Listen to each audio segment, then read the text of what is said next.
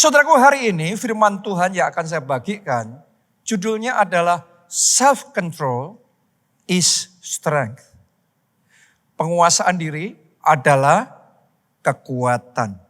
Nah, kita harus menyadari bahwa ada banyak masalah muncul gara-gara tidak dapat mengekang, menguasai diri sendiri. Jadi yang namanya lack of self-control akan membuat hidup kita out of control. Yang namanya penguasaan diri akan membuat berantakan, kekacauan, dan akhirnya kehancuran. Sama seperti mobil, kalau lepas kendali, kecelakaan. Benar apa tidak? Kekacauan. Demikian juga dengan hidup kita. Kalau kita tidak bisa mengendalikan keuangan kita, akhirnya lebih besar pasak daripada tiang. Akhirnya akan terlibat dengan hutang, piutang. Akhirnya akan mengalami kesulitan macam-macam dan bencana keuangan penyebabnya lack of self-control. Karena tidak bisa menguasai diri sendiri. Kalau kita nggak bisa menguasai lidah kita dalam berkata-kata, tanpa sadar keluarga kita kecewa sama kita, teman kita marah sama kita. Dan akhirnya kita kehilangan hubungan-hubungan yang berharga yang Tuhan kasih dalam hidup kita karena lack of self-control. Kurangnya penguasaan diri. Kalau kita tidak bisa menguasai diri kita dalam hal makan, semuanya dihajar. Apalagi kita yang tinggal di PIK. Ya, PIK surga makanan, semua makanan paling enak sedunia ada di PIK sini, saudaraku. Dan kita terus hajar makan terus. Akhirnya apa yang terjadi? Kolesterolnya naik, gula darahnya, asam urat, dan macam-macam. Akhirnya tubuh kita penuh dengan penyakitan. Kenapa? Karena kekurangan self-control, tidak bisa mengendalikan diri sendiri. Dalam Alkitab ada contoh-contohnya. Adam dan Hawa nggak bisa mengendalikan dirinya ketika ada godaan datang. Namanya juga iblis menggoda. Dan ketika godaan datang, di hati ini akan muncul tarik-tarikan. Iya nggak ya? Dilakukan nggak ya? Tapi karena nggak bisa mengendalikan hati, akhirnya Adam Hawa jatuh dalam dosa dan terpotong, diusir keluar dari Taman Eden. Anda bisa lihat juga di dalam Alkitab, Kain gagal mengendalikan iri hatinya. Ngelihat adiknya persembahannya diterima sama Tuhan. Sedangkan persembahannya kok nggak diterima, muncul iri hati. Ketika muncul iri hati, maunya ngelakuin sesuatu yang jahat. Maunya melakukan sesuatu yang bisa mencelakakan adiknya. Dan itu di hati akan ada pertimbangan. Lakuin gak ya? Lakuin gak ya? Tapi kalau nggak bisa nguasain hati seperti Kain, akhirnya dia bunuh adiknya dan akhirnya dia terpotong dari kasih karunia. Jadi yang namanya nggak bisa menguasai diri sendiri, itu mendatangkan konsekuensi yang fatal dalam kehidupan kita. Pernah nggak saudara ngelihat video atau baca berita ular yang makan mangsanya kegedean sehingga akhirnya mati? Bukan cuma mangsanya yang mati, dia sendiri mati. Matinya bukan dimangsa, matinya memangsa makan yang lebih besar dari yang dia bisa makan. Dan itu akan mencelakakan diri sendiri. Itu sebabnya pesan firman Tuhan buat kita semua hari ini, belajar mengendalikan diri sendiri. Belajar mengendalikan ego sendiri. Belajar mengendalikan keinginan sendiri. Belajar menguasai diri sendiri. Mari kita baca. Amsal 16 ayatnya yang ke-32. Ditulis begini. Orang yang sabar melebihi seorang pahlawan. Yang sabar tuh gini, yang mau emosi tapi bisa ditarik tuh emosinya. Sehingga nggak jadi emosi, nggak jadi diledakin, nggak jadi marah. Dia sabar, Alkitab ngomong, dia melebihi seorang pahlawan. Bagian berikutnya, orang yang menguasai dirinya sendiri. Artinya bisa menguasai hatinya, menguasai keinginannya, melebihi orang yang merebut kota. Artinya saudaraku, yang hebat adalah yang bisa mengendalikan diri sendiri. Dalam konteks hidup kita masing-masing. Contoh nih, nanti selesai ibadah, Anda meninggalkan gedung ini, Di jalan lagi nyetir mobil enak-enak, lagi nyanyi-nyanyi, happy, selesai ibadah, tiba-tiba mobil lain langsung potong jalur saudara. Yang mana yang hebat? Yang buka kaca sambil teriak-teriak ngajak berkelahi marah-marah? Atau yang hebat yang bisa menguasai hati dan tetap tenang? Saya percaya jemaat keluarga Allah di sini semuanya tetap tenang. Punya penguasaan diri yang hebat. Amin. Kita kasih tepuk tangannya yang paling meriah buat Tuhan kita. Di tempat kerja kadang-kadang ada saja yang terjadi. Ada rekan yang ngomongannya nggak enak. Benar apa tidak? Ada bos mungkin yang kita ngerasa berbuat tidak adil. Tapi yang hebat bukan yang emosional. Bukan yang langsung bereaksi dengan amarah yang luar biasa. Saya melihat banyak profesional yang gak bisa mengendalikan diri sendiri. Walaupun pinter, walaupun berprestasi, tapi malah kepotong. Malah mandek karirnya. Karena gak bisa menguasai diri sendiri. Saya belajar saudaraku dalam hidup ini. Orang kalau mau maju harus bisa menguasai diri sendiri. Pengusaha kalau mau sukses harus bisa menguasai diri sendiri. Kenapa? Kalau orang mau sukses itu gak pernah sendiri. Yang namanya orang sukses itu pasti berurusan dengan timnya, berurusan dengan suppliernya, berurusan dengan customernya. Dan dari sekian banyak orang yang kita berurusan, saya yakinkan saudara, gak semuanya gampang-gampang. Akan ada orang-orang susah. Dan kadang-kadang orang yang susah itu orang yang hebat. Orang yang susah itu yang mendatangkan cuan paling besar buat saudara. Orang yang susah, supplier yang paling susah, itu barang yang Anda paling butuhkan. Kalau Anda nggak bisa menguasai diri. Berapa banyak pengusaha tanpa sadar nih karena hanya mau menang egonya. Memotong jalan berkatnya sendiri. Akhirnya dia nggak bisa maju. Akhirnya terhambat. Akhirnya mandek di satu level. Tapi yang bisa menguasai diri sendiri. Saya percaya yang dalam hidupnya pintu-pintu akan terbuka. Akan ada anugerah Tuhan yang besar. Akan ada terobosan dan keberhasilan yang luar biasa di dalam kehidupannya. Kita kasih tepuk tangan yang paling meriah buat Tuhan kita. Jadi belajar untuk menguasai diri sendiri. Kalau kita mau keluarga kita happy. Kalau kita mau pernikahan kita bahagia. Apakah pernikahan bahagia langsung bahagia begitu saja? Pernikahan bahagia tidak pernah terjadi kalau kita lagi emosi, lepasin emosi. Kalau lagi gak suka, langsung didamprat keluarga kita. Rusaklah. Ada momen-momen ketika pasangan saudara ngomong gak enak. Ketika ada situasi yang rasanya jadi panas. Kita kepengen jawab tuh dengan nada tinggi. Tapi kita harus tahu kalau kita jawab dengan nada tinggi, nanti pasangan kita akan overtone juga. Jawab dengan nada lebih tinggi lagi. Kalau kita lakukan itu, kita akan jawab nada lebih tinggi. Itu langsung lomba paduan suara dan terjadilah perang dunia ketiga. Kalau nggak bisa mengendalikan diri sendiri. Tapi suami yang hebat, istri yang hebat, walaupun di hati ini kepengen menjawab.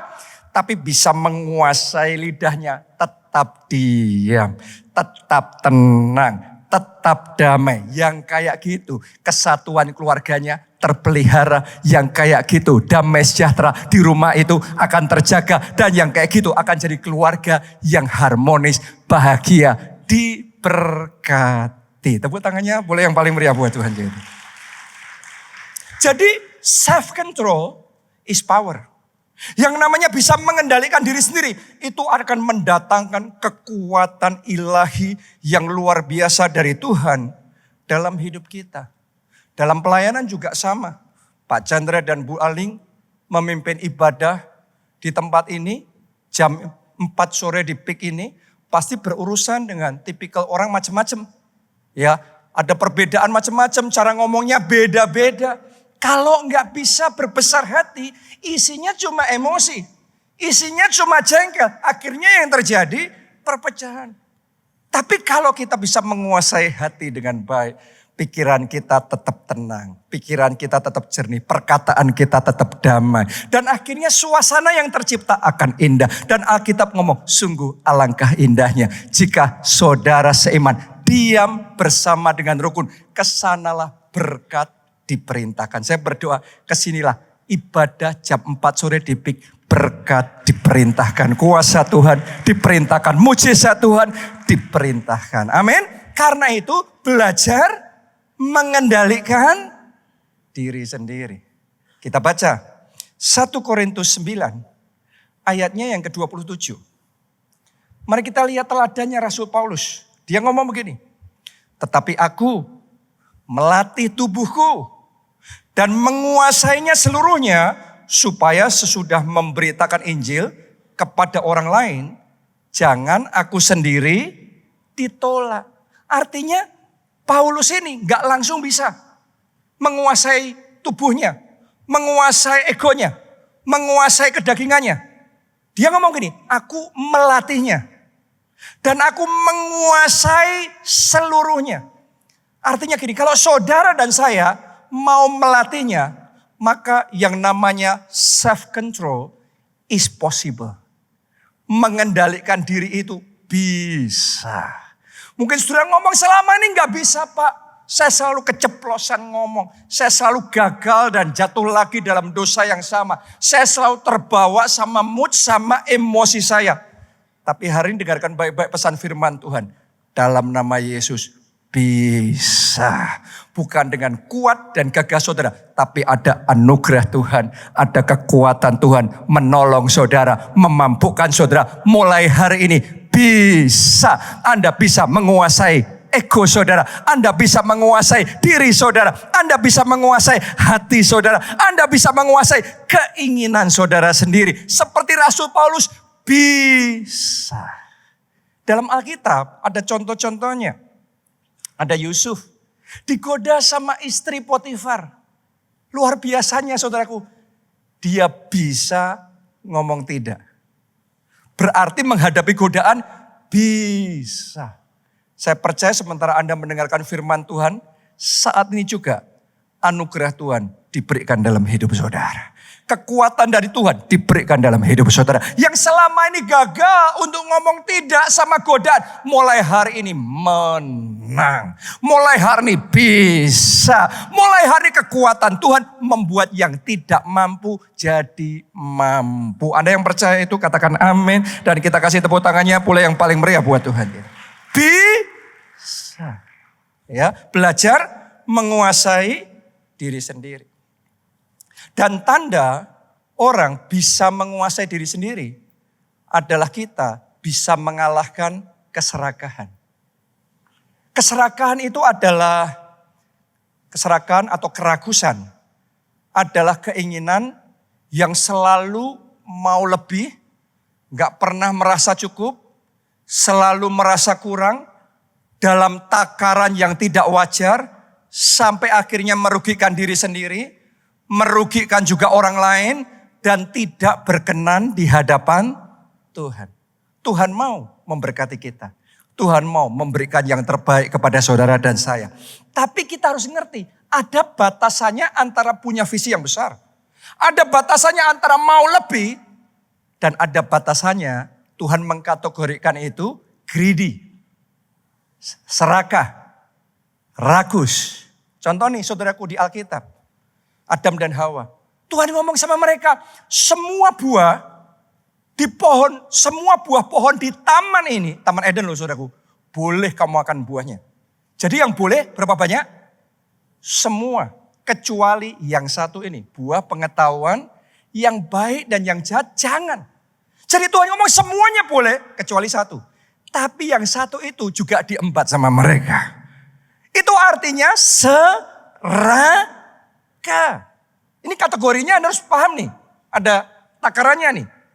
Ya, semua orang semaju-majunya, sesukses-suksesnya saudara. Pasti Tuhan akan ngasih pakem-pakem tertentu yang jangan dilanggar. Anda boleh diberkati luar biasa. Punya uang yang non-stop untuk bisa makan tiap hari. Tapi sekaya-kayanya saudara pasti ada limitnya untuk boleh menikmati makanan itu. Ada langgar aja terus.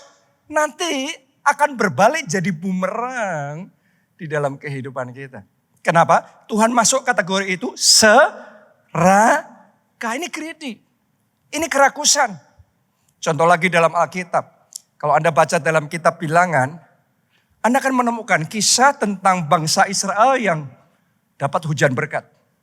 Dapat hujan burung puyuh. Jadi ceritanya Tuhan kasih mereka tiap hari dengan roti malaikat. Roti mujizat. Masih ingat namanya apa? Mana. Tuhan pelihara mereka dengan sempurna. Tiap pagi mereka bangun sudah ada mana yang tersedia tanpa bekerja. Tuhan pelihara mereka luar biasa.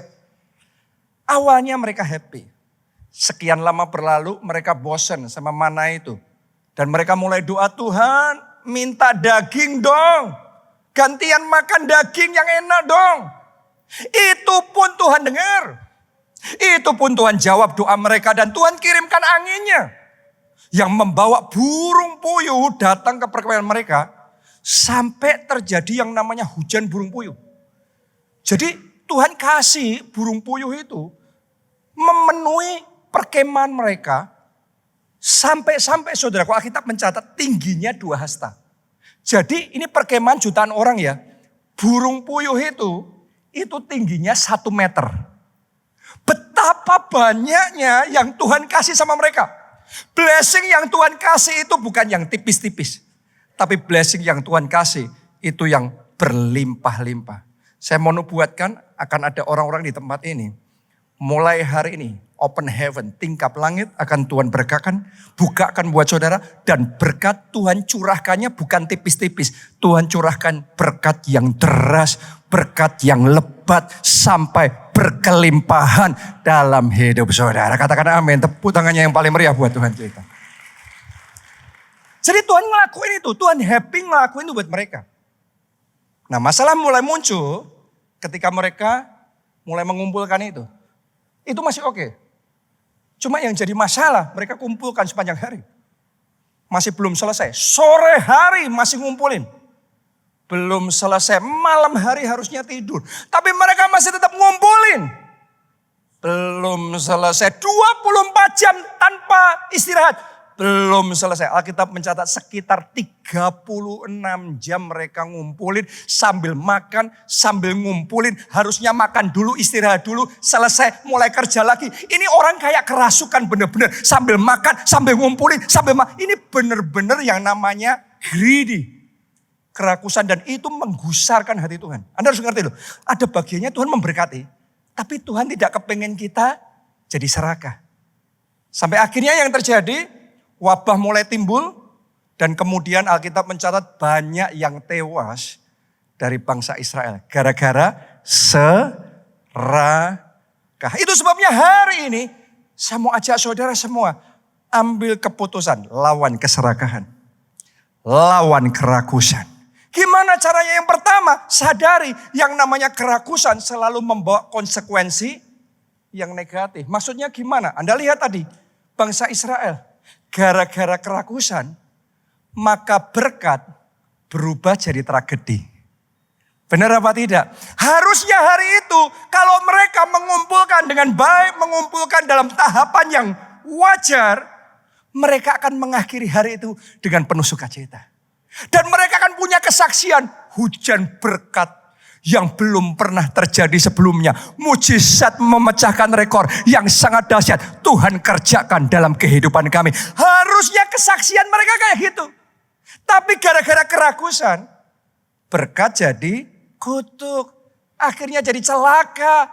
Mereka jadi mengalami hal-hal yang mengerikan di tengah-tengah mereka. Karena keserakahan. Yang kedua, keserakahan, kerakusan menghentikan berkat Tuhan. Saudara harus tahu, hujan burung puyuh itu bukan pertama kalinya mereka alami. Sebelumnya mereka juga pernah ngalami. Nanti Anda bisa buka di dalam kitab Keluaran.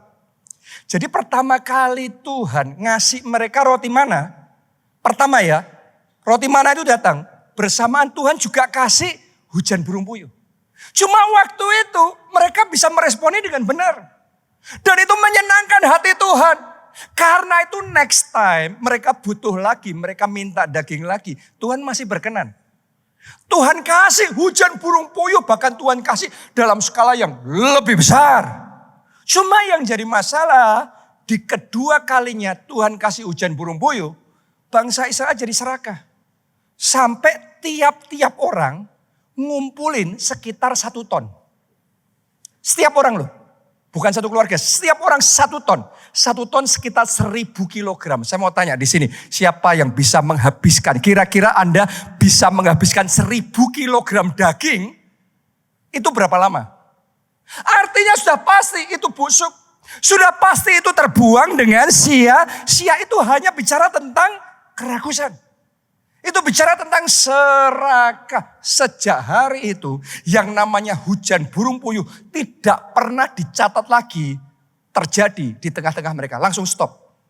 Gara-gara serakah. Serakah mengubah berkat jadi tragedi. Serakah juga menghentikan berkat Tuhan. Saya berdoa buat saudara yang mendengarkan firman Tuhan hari ini. Jemaat keluarga Allah di sini dan yang mendengarkan secara online. Kiranya berkat Tuhan dalam hidupmu tidak pernah berhenti. Tapi Tuhan akan berkati saudara seperti sungai yang mengalir. Yang akan selalu baru tiap pagi. Dan akan tercurah sampai berlimpah-limpah. Tepuk tangannya boleh yang paling meriah buat Tuhan kita. Amin. Karena itu jangan mengizinkan kerakusan. Jangan mengizinkan keserakahan menguasai hati kita. Ya, kita Tuhan berkati dengan pekerjaan. Tuhan tuh senang saudara bekerja dan sukses dalam karirmu. Tuhan happy itu. Tuhan senang kalau Anda berbisnis dan Anda jadi pengusaha yang berhasil. Tapi ingat baik-baik ada batasannya. Kalau kita melampaui batasan itu. Kalau kita terus bekerja. Memaksa diri kita sampai melampaui kekuatan tubuh kita. Akhirnya ngena ke kesehatan kita. Kita waktunya keluarga, waktunya harusnya sama istri, sama anak-anak, semuanya dipakai untuk kerja. Itu Anda sudah melanggar loh.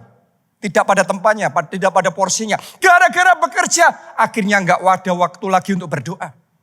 Nggak ada waktu lagi untuk berdoa dan membaca firman Tuhan. Jadi persekutuan pribadi sama Tuhan ditinggalin.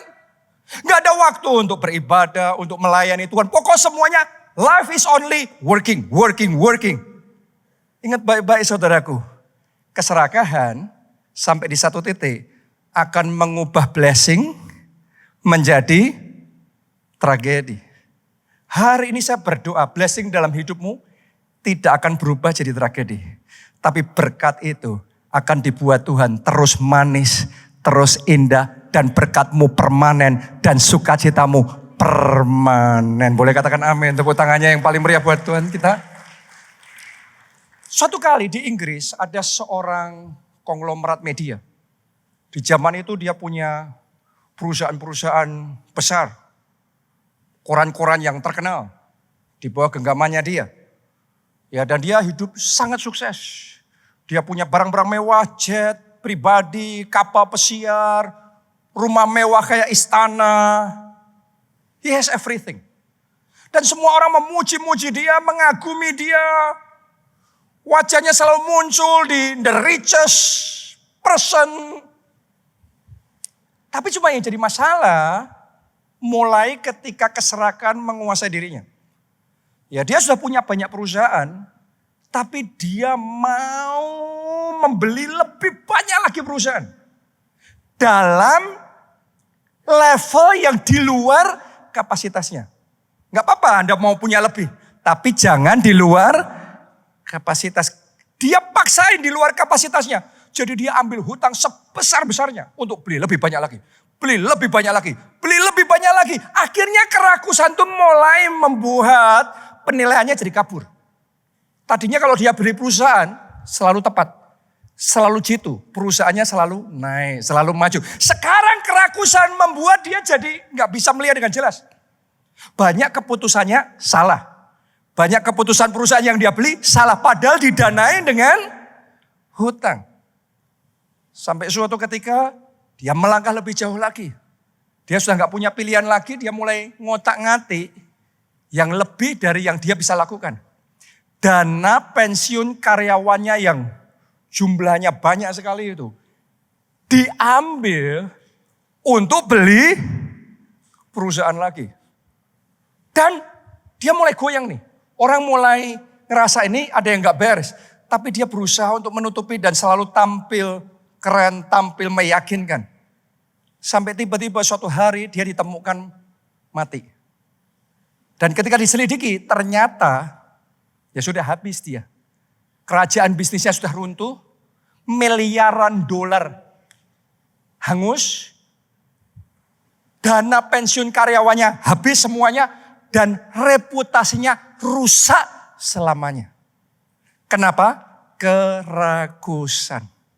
Tidak diragukan lagi orang ini orang yang sangat berbakat, sangat brilian, sangat pintar. Dia tahu cara untuk sukses, dia tahu cara untuk maju. Tapi keragusan jadi bumerang yang mengubah berkat jadi tragedi. Saya berdoa mulai hari ini setiap dari kita bisa menguasai diri kita dan berkata tidak pada keragusan. Kita tinggal di dalam berkat Tuhan. Kita setia di dalam perkara kecil. Biar Tuhan yang mempercayakan perkara yang lebih besar di dalam hidup kita. Kita kasih tepuk tangannya. Boleh yang paling meriah buat Tuhan kita.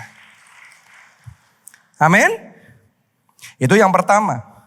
Yang kedua sekarang, untuk kita bisa mengalahkan keragusan, maka belajar rahasia mencukupkan diri. Mari kita baca Alkitab, Filipi 4, ayatnya yang ke-11. Kukatakan ini bukanlah karena kekurangan, sebab aku telah belajar mencukupkan diri dalam segala keadaan. Dalam Alkitab bahasa Inggrisnya ditulis gini, I have learned the secret of contentment. Rahasia untuk mencukupkan diri dengan apa yang ada. Ternyata Alkitab ngomong mencukupkan diri dengan apa yang ada itu sebagai secret. Sebagai rahasia yang bisa kita pelajari. Ada orang yang tahu caranya, rahasianya untuk sukses.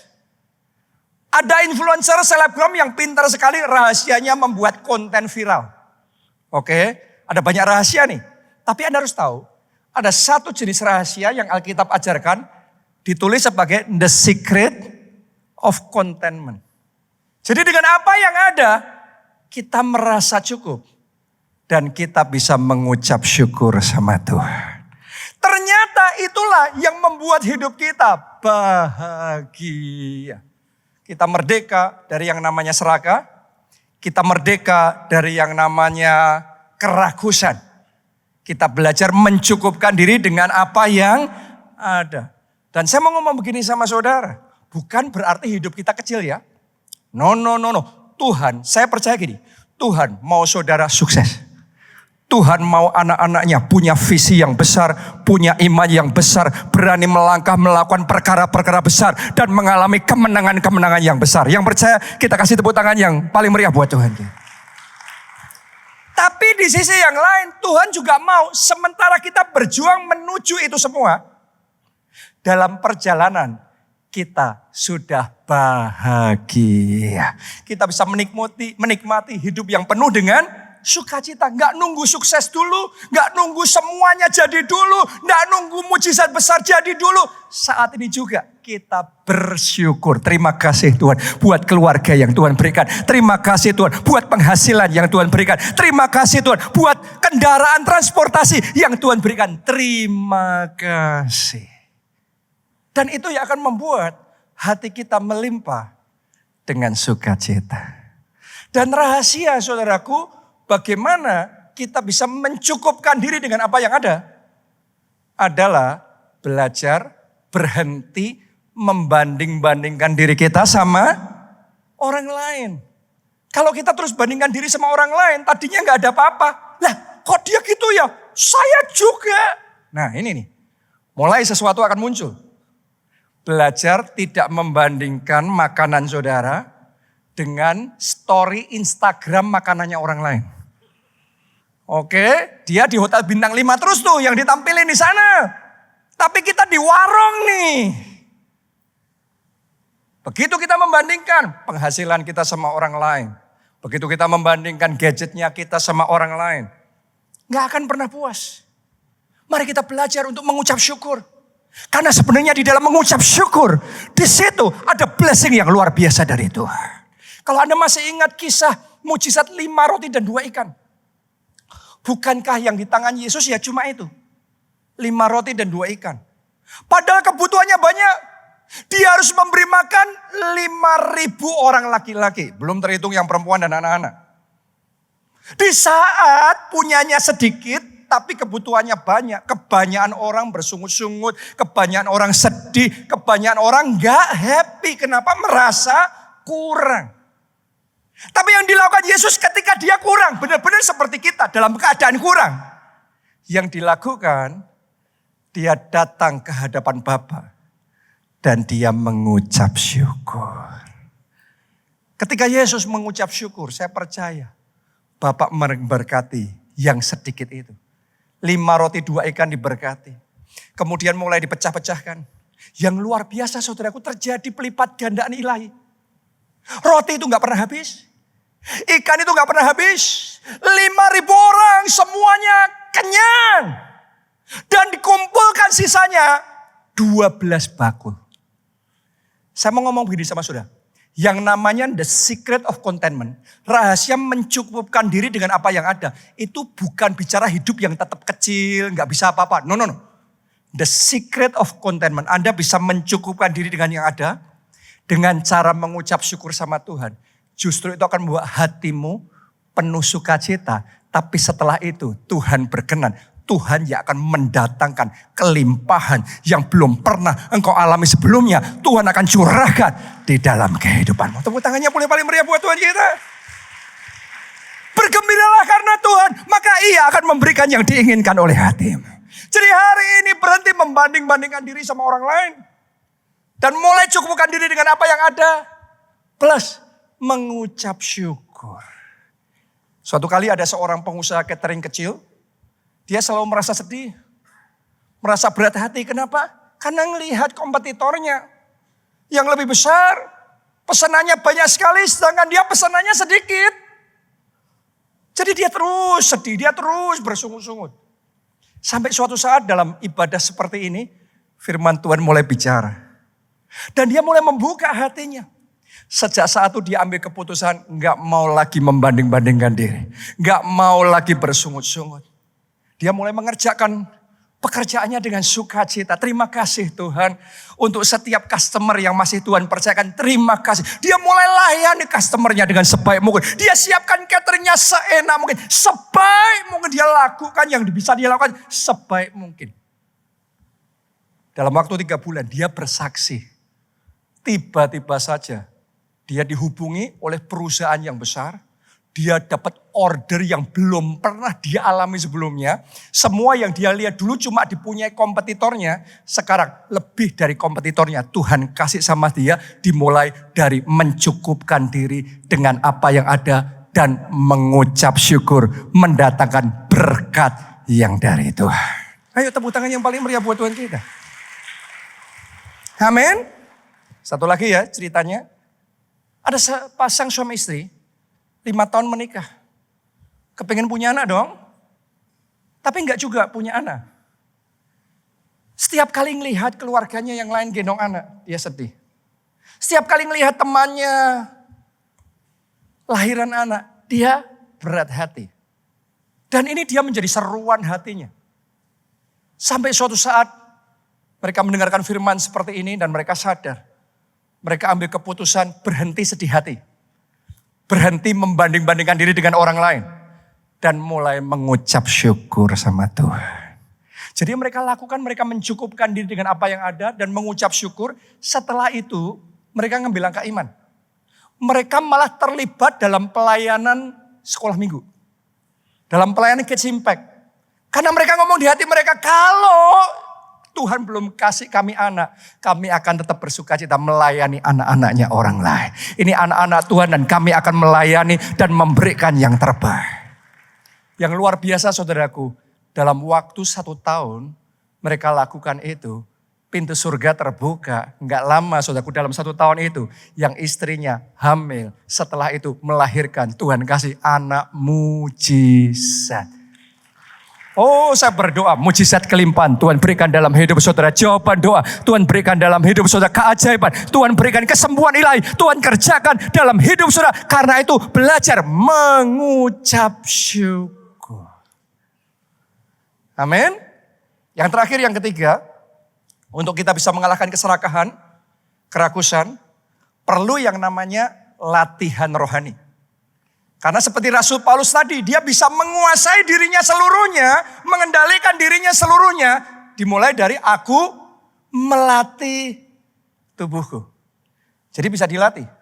Dan latihan yang paling penting, paling basic adalah latihan rohani. Dimulai dari berdoa. Tuhan kan mengajar murid-muridnya untuk berdoa. Benar? Tuhan mengajarkan doa Bapa kami. Tuhan mengajarkan juga dan berkata sama murid-muridnya, tidak sanggupkah kamu berjaga-jaga bareng 1 jam. Tuhan ngajari, ayo disiplin rohani. Doa 1 jam. Kenapa? Karena ketika kita berdoa, manusia roh kita bertumbuh. Ketika kita berdoa, roh kita tambah kuat. Dan ketika roh kita kuat, kita bisa menguasai, mengendalikan kedagingan kita. Makanya Rasul Paulus, dia bisa menguasai tubuhnya sepenuhnya. Kenapa? Karena rohnya yang kuat. Hari ini saya tantang saudara, berdoa. Ayo disiplin di dalam doa saudara. Disiplin di dalam firman Tuhan tiap hari. Itu adalah bagian dari spiritual disiplin. Disiplin rohani untuk bisa menguasai diri sendiri. Saya yakin disiplin ibadah seperti ini adalah bagian dari yang perlu kita lakukan. Ya, berikutnya lagi apa? Disiplin doa, puasa. Tubuh ini saudaraku perlu dilatih, Rasul Paulus. Karena tubuh punya keinginan. Mata punya keinginan enggak? Ada keinginan. Kalau enggak dilatih, semua yang Anda mau lihat, Anda lihat. Semua yang tubuh saudara kepengen, Anda lakukan. Akhirnya out of control. Tapi melalui doa puasa, kita kepengen makan nih. Tapi kita ngomong tidak. Seperti Dania, ditawarin makanan raja. Makanan mahal nih. Makanan premium ini. Tapi dia ngomong no. Bahkan dia bisa ambil keputusan doa puasa. Itu penguasaan diri. Saya sharing-sharing sama rekan-rekan hamba Tuhan yang kuat di dalam disiplin rohnya. Ada satu dari mereka yang ngomong sama saya. Kalau saya lagi puasa, saya memberikan perintah kepada tubuh saya untuk tidak lapar. Jadi seperti Rasul Paulus, dia melatih tubuhnya sampai di tahap menguasai sepenuhnya. Jadi bukan dia yang dikuasai keinginan dagingnya, bukan dia yang dikuasai hawa nafsunya, bukan dia yang dikuasai keinginan matanya, tapi dia yang menguasai dirinya. Hari ini saya mau berdoa, setiap pribadi di sini, Anda yang mengikuti secara online, kekuatan ilahi dari Tuhan akan memampukan saudara untuk bisa menguasai diri saudara sepenuhnya dan membuat saudara pemenang, bahkan lebih dari pemenang. Tepuk tangannya yang paling meriah buat Tuhan kita. Mari kita bangkit berdiri bersama-sama. Nyanyikan lagu ini. Inilah yang ku punya, hati sebagai hamba yang mau taat dan setia padamu Bapa, kemanapun ku bawa hati dalam roh dan kebenaran sampai. Mari angkat dua tanganmu, katakan bersama-sama. Inilah yang ku punya, hati sebagai hamba yang mau taat dan setia padamu Bapa, kemanapun ku bawa hati yang menyembah dalam roh dan kebenaran sampai. Mari semuanya bersama-sama katakan. Inilah yang ku punya, hati sebagai hamba yang mau taat dan setia padamu Bapa, kemanapun ku bawa hati yang menyembah dalam roh dan kebenaran sampai selamanya. Firman Tuhan hari ini mengajarkan kepada kita untuk melatih diri kita dan menguasai sepenuhnya. Saya sadar kadang-kadang saya sendiri struggle dengan hal ini. Karena kadang-kadang manusia pengendalian dirinya terbatas. Karena itu saya mau ajak saudara, ayo sama-sama datang sama Tuhan. Buka hati saudara lebar-lebar. Dan minta anugerahnya mengalir dalam hidup saudara. Minta kekuatan yang dari Tuhan memampukan diri kita. Sehingga yang selama ini kita belum mampu. Tapi di dalam nama Yesus bisa. Aku bisa melatih dan menguasai diriku sepenuhnya. Ada yang butuh kekuatan ilahi itu. Ada yang butuh kuasa Tuhan dalam hidup saudara. Angkat dua tangan saudara. Mari angkat suara saudara. Mari berdoa di hadapan Tuhan. Minta anugerahnya mengalir. Kami perlu Kau. Kami perlukan anugerah-Mu. Kuasa-Mu mengalir sekarang, ya Tuhan. Ora takala pasyara dapat. Ora la pasyara la pasyikira la pasyar. Bukan kuat, bukan gagah manusia, tapi oleh Roh-Mu yang memampukan kami. Roh Kudus, kuasa-Mu, urapan-Mu. Penuhi kami Tuhan, penuhi kami, beri kekuatan untuk kami bisa self control, bisa menguasai diri, bisa berkata tidak pada dosa, pada godaan, pada kedagingan, pada hawa nafsu, bisa berkata tidak dan menang melawan keragusan, menang melawan iri hati, melawan kebencian, menang. Ora takapasyara la pasyikira taka. Doa saudaraku, doa. Ora takapasyara sikira la pasyara. Dan disiplin rohani, doa dan puasa, hubungan pribadi dengan Tuhan. Mari katakan, inilah yang ku punya, hati sebagai hamba yang mau taat dan setia Padamu Bapa, kemanapun ku bawa, hati yang menyembah, dalam roh dan Amin. kebenaran, sama-sama. Saya ajak kita semua yang terakhir, mari angkat dua tangan tinggi-tinggi dan katakan, inilah yang ku punya, hati sebagai hamba yang mau taat dan setia padamu Bapa, kemanapun ku bawa, hati yang menyembah dalam roh dan kebenaran sampai selamanya. Dalam roh dan kebenaran sampai selamanya. Dalam roh dan kebenaran sampai selamanya.